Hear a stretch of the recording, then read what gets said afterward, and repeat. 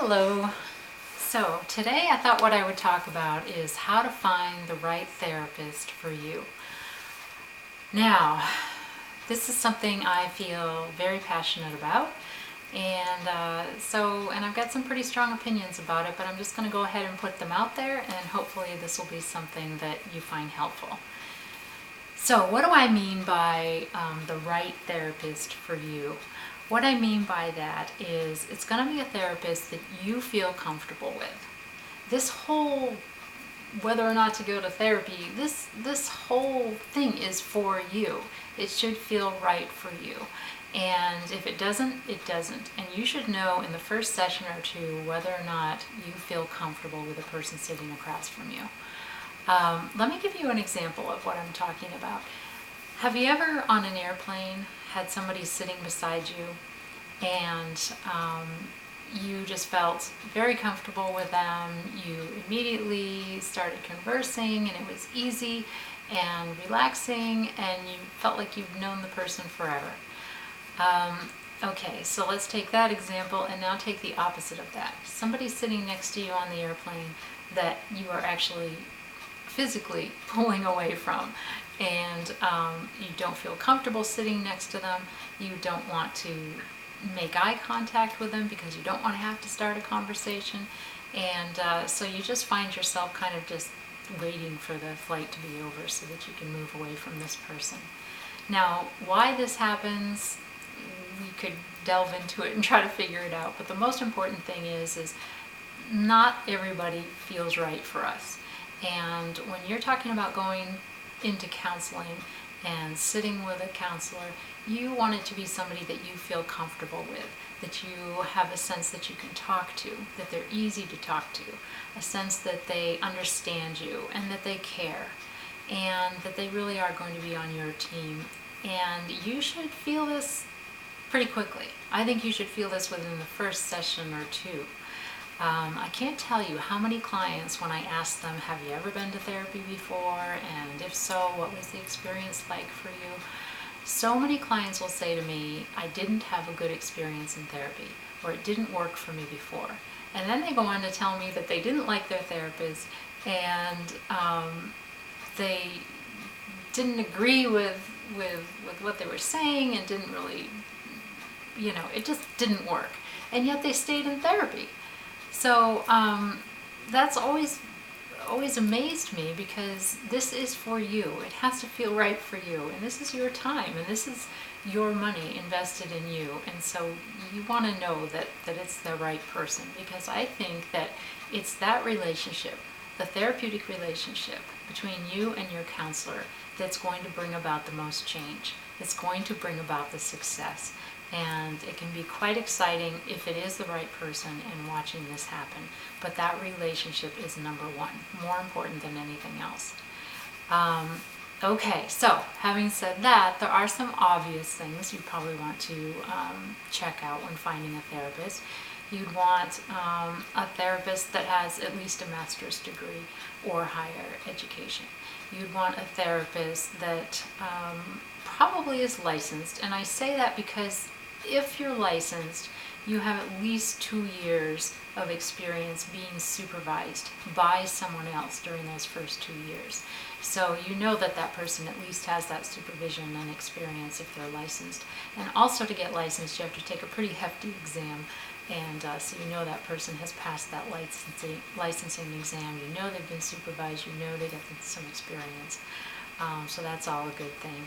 I'd say location is important. Just like going to the gym, you really want this to be convenient. If you're going after work, or you're going on a Saturday morning or whatnot, you want it to be something that you can get to, pretty quickly, and it's just a reasonable distance from where you live. Cost obviously is something to think about. You'd want to make sure that it's in your budget.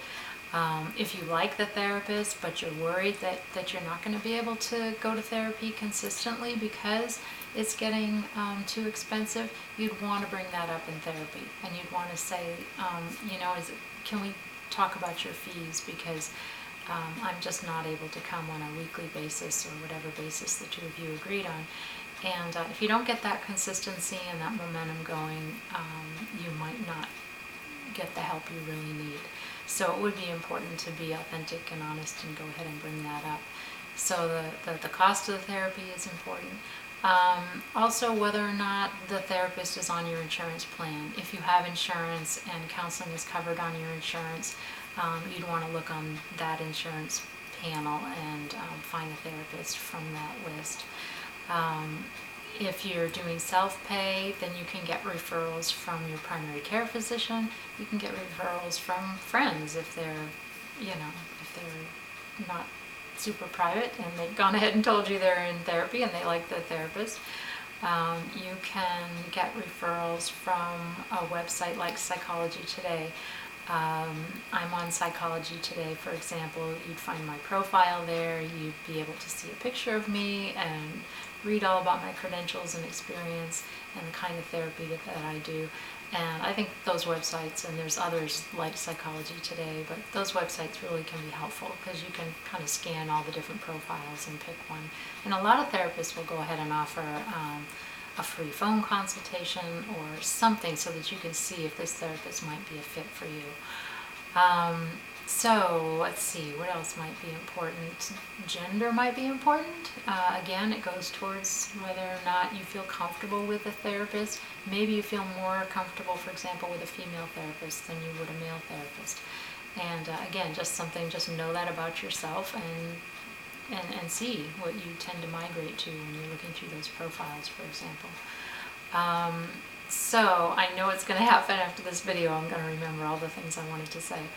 But those would all be things to take into consideration. But that relationship, the relationship you have with the therapist is the single most important thing to take into consideration. Because it's through that relationship that you're actually going to be able to change and grow and be hopeful and see progress. You're going to feel comfortable, you're going to open up to that person and have that honest, caring relationship that's going to kind of get you where you're wanting to go. So, okay, there you have it.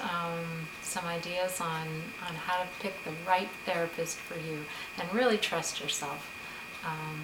Really trust yourself. I think that's important. That'll always be an important theme in everything that I talk about, is knowing yourself and trusting yourself, because you are important, and if you look inside, you do know. Okay, so let's see. My company name's McLean Counseling, and my channel is Talk to Laurie. I'm hoping to have a website soon that's talktolaurie.com. I've already got the domain name. Or you can call me, 303-961-3478. That's a Colorado area code because I'm licensed in the state of Colorado. But my counseling, most of my counseling lately has been done over the internet, doing distance counseling from a tiny fishing village in Maine. So that's pretty cool. My clients can stay in the convenience of their own home, and we get to do counseling that way. So anyway, until next time, thank you, and we'll see you soon. Bye.